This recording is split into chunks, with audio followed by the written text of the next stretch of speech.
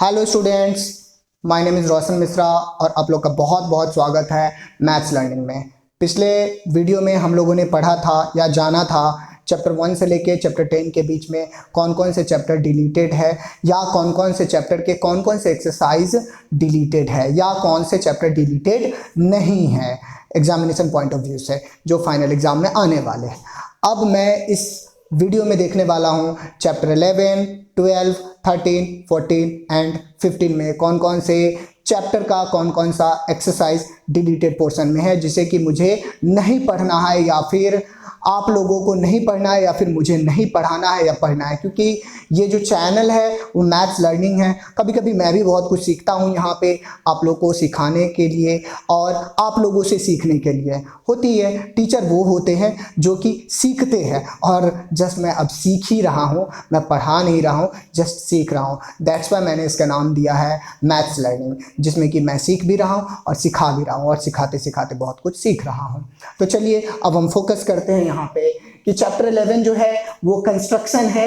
ये जो है आपका कंस्ट्रक्शन है और ये जो मैथ बाबा का एक बचवा है जो कि पूरी तरीके से डिलीटेड है।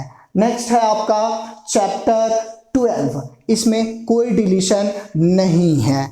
और चैप्टर 12 में है एरिया रिलेटेड टू सर्कल, जिसमें सर्कल में साइड से कटा हुआ रहता है या फिर वो जब पढ़ेंगे तो फिर समझ में आएगा। तो इसमें क्या है, नो डिलीशन, इसमें कहीं कोई डिलीशन नहीं है।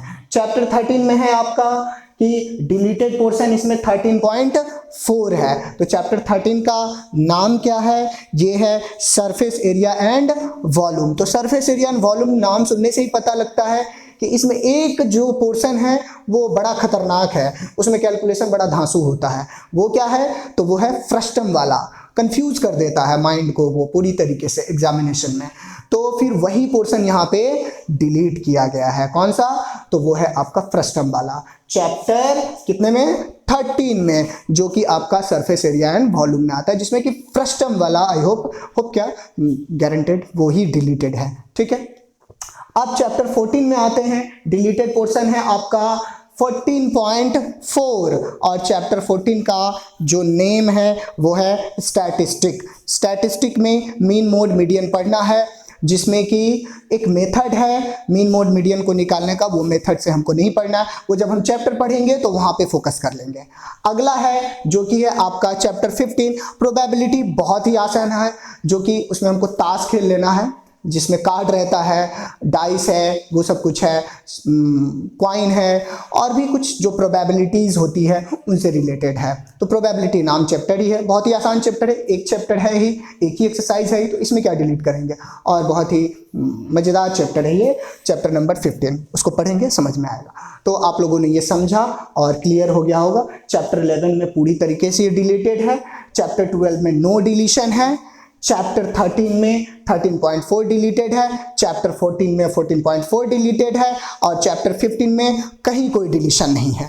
तो चलिए स्टूडेंट्स, अब हम अगले वीडियो में एक्सरसाइज स्टार्ट करेंगे चैप्टर नंबर 1 रियल नंबर, जो कि नंबर सिस्टम्स के अंदर में आता है या फिर नंबर सिस्टम का ही एक बचवा है। ठीक है ना, तो उसके बारे में हम लोग पढ़ेंगे।